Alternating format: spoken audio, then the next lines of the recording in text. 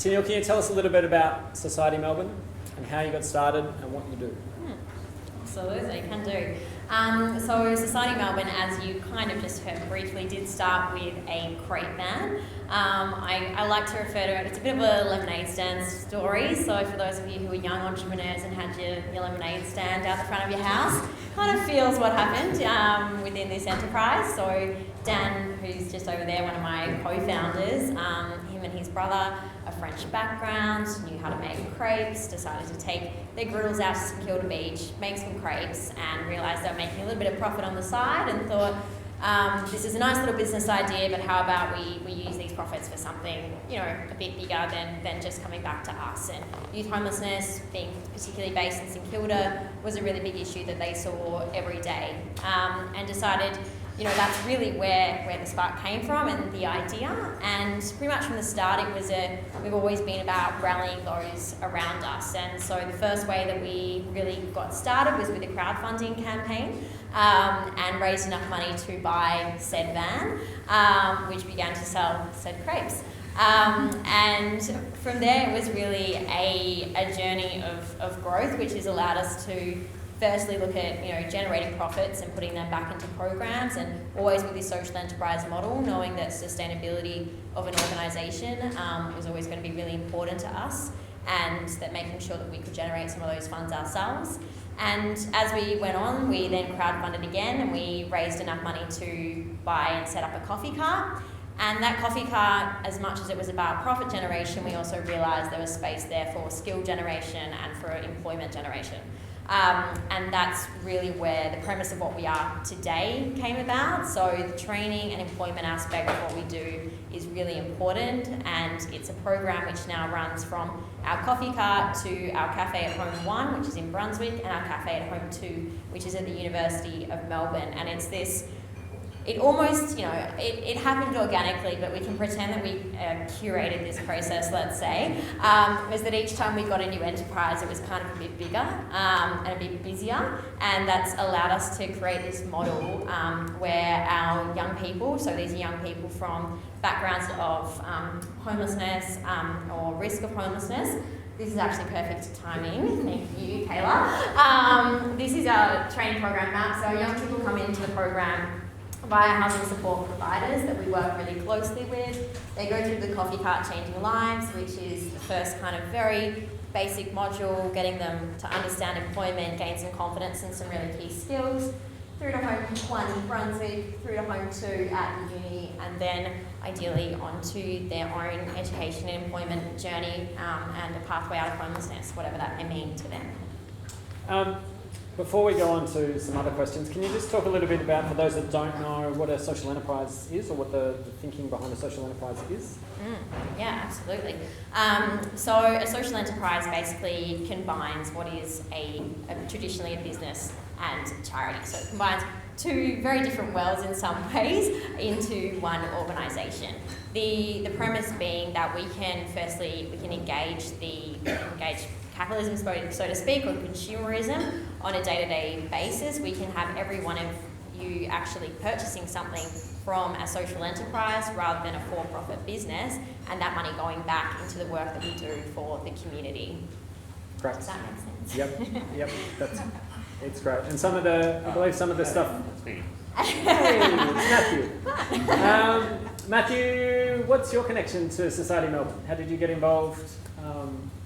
What's your experience been? So my connection with Society Melbourne, I was referred to the coffee cart from my caseworker. He just said that I just really lacked confidence. Is it on? Yeah, so, okay. Yeah, just lacked confidence overall. So I might get involved into this program, just get a bit of confidence, get into employment, help me progress through my life. Yep. So did you learn how to make good coffee? I'm still improving. He makes me a soy latte, so that's always my test with every trainee. Yeah. Can you deal with my soy request? So yes, I do make quite good coffee, but yeah, still not really always. Yeah. And so how long have you been with them? How long have you been doing? So far, it's been a year. Yep. So I've started last year on August. Yep. So I'll be starting at their coffee cart, and yeah, just trying out coffee, making a lot of mistakes on the way. Yeah. I've gone through at least 3 bottles of milk before I actually made a proper cup of coffee the first time around. Yeah. That was not very fun. But Yeah. So, and aside from the skills, the hard skills of making coffee, when you think about the last year, what do you think the greatest thing that you've learnt, or the greatest improvement that you've seen in yourself? Is it the confidence? Is it what is it? So, yeah, my confidence has definitely improved a lot. Yep. I was not very confident at all when I started, so my confidence had a really big boost compared to last year. Yep. Also, I wasn't really much of a talker. I can hold a conversation relatively easier compared to I was last year. Yeah. Yeah, Yeah, it's great. nothing too much. Awesome. Thanks. So, And Tennille, can you share some of the other stories that you're particularly proud of through your work Yeah, absolutely. at Society Melbourne? Yeah, there's a lot of proud stories. I think one that kind of stands out for us is a couple that came into our program. So 2 young people who were at very high risk of homelessness, living in the Brunswick area, and they came across Home One and came really just because they were after some food and they thought that we might be able to help. It's not actually what we do. We're not a food service provider, but when we got talking, we realised they were in quite a difficult situation and offered them some volunteer work to start. It was kind of all that we could offer at that stage.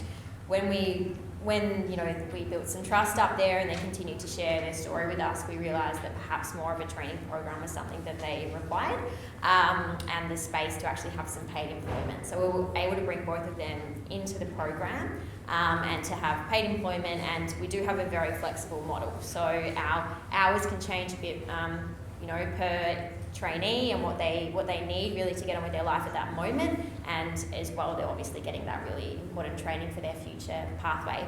Both of these young people really took to the program, engaged, and had, I think what was really valuable was the community that was created. So I'm not sure if our pillars have come up yet.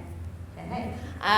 So our 5 pillars of sustainable change are what our programs and our impact are based around, and community is our newest pillar. We actually just introduced that this year because we realised that we can have all of these for others, but if we don't have a connected community for our young people, the chances of them falling back into the homelessness cycle were so high. And really it's for all of us. Sandra referred to the Bennelong community and what is here tonight, and we're all part of many communities in our lives, and if we don't have those, we just cannot really support ourselves and keep thinking about the future and the pathways that we might be able to lead. So both of these young people now have this community plus this education program, employment going on.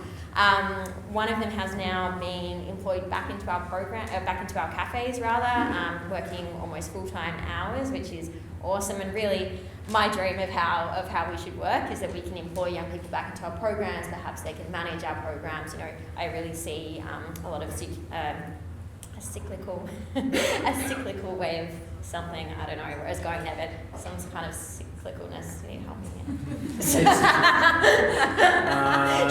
a virtuous cycle of engagement and transition for young people into Society Melbourne. That's why he's here. Got it. So he's employed, and his partner is just completing a full-time apprenticeship as well as a hairdresser. So we've had really successful results there. That's great. We have some time for some questions. I'm going to throw it to the end at the back. If you have a question at the back. Okay. I actually have a couple of questions. Excellent. You surprised me, but yes, go. So you've got a pillar there, which is housing. Sure. Where does that fit in? Sure.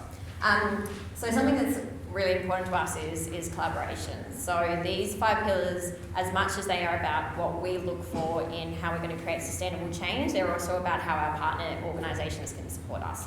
So for example, Matt is living at a launch housing foyer. So they provide the housing and a support there, and we provide the other pillars at the moment. We do also have a housing program that we support through Launch Housing. So some of our profits go through to a rental subsidy program, and that's an opportunity for young people exiting supported housing arrangements, so something with another not-for-profit. They enter the private rental market and have 12 months of step-down support to allow them to keep up with rent, to get their name on the lease, and at the end of that 12 months we've had a 100% success rate of young people remaining on the rent and in a rental place and staying out of homelessness. And my next question, seeing as nobody else is putting their hand up, is you talked about social enterprise.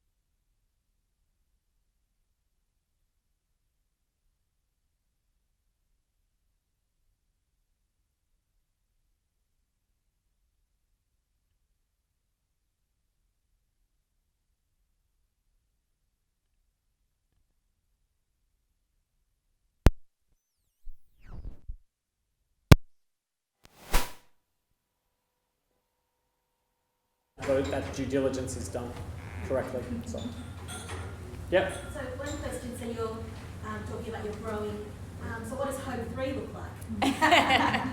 It's a good question. That's probably more one that I throw to Dan, my co-founder. He's the lemonade stand boy and the entrepreneur. It's definitely, it's a part of the future for sure. But I think right now my current focus really is on making sure that the impact we're having is as strong and deep as it can be. And then when we continue to grow, we can ensure that impact continues to be deep. Sandra? So how many young people are coming through the training program at one time?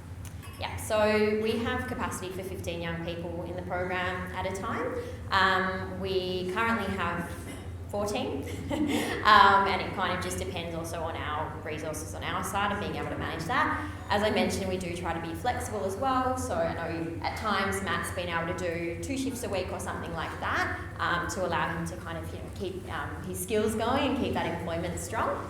And we've had 20 young people in the program at some point in time. 7 of them have finished and 14 the program. That makes 21. I know, sorry. Good. Yep. How old are the people in this program? Yep. What about the youth? How old are they? Yeah, so we work with young people between 16 and 24, so that's our kind of definition, and that works closely with kind of launch housing, and we also work with Melbourne City Mission, who have similar definitions of the group they work with. And are you guys going to go for the older people as well, or is it just sticking that bracket? So we're pretty strong on the young people side of things. That to me really is about it's putting a fence around the issue and making sure that we have the resources and we have the knowledge and the understanding to work really closely with a particular group of people and give them the best opportunities they can and create the best impact with that particular group. So we're definitely that deep rather than widespread. So don't see us going out with people at the moment. The question behind you, yep. Yeah. What are you looking to achieve out of tonight? Like what dollars is that figure? And what will it go towards? Yeah, for sure. So any funds that we receive tonight will go directly into our training program. And currently, our training program, it costs about $5,000 a year for a young person to go through our training program. Bear in mind that it is paid workplace training, so almost all of those dollars, actually pretty much all of those dollars, go into the bank account of that young person, allowing them to save up and to start kind of looking after themselves and creating their own pathway. So for us, any amount of money is pretty great. Around the 15,000 would be great tonight. That would be another 3 young people into our program with really long-term sustainable success. Great. Last one at the back. And you can have multiple questions. Last person at the back. One question they've asked, some of the questions that I wanted to ask, but do you receive any government funding? No, we don't. Great. Good. Tennille, Matthew, any last words for these good people? Anything else you'd like them to know before you hand back the microphone? I think the only thing I'd say is if you didn't know what social enterprise was before, or even if it's just kind of reignited the idea of social enterprise, to me it's really exciting because it's the chance for you to be engaged in social change every day. So whether it's us and our cafes or whether it's other cafes, retail spaces, there's many different social enterprises around Melbourne. Engage in them and put your money where your mouth is. I think it's a really important way that you can make change. Great. Round of applause.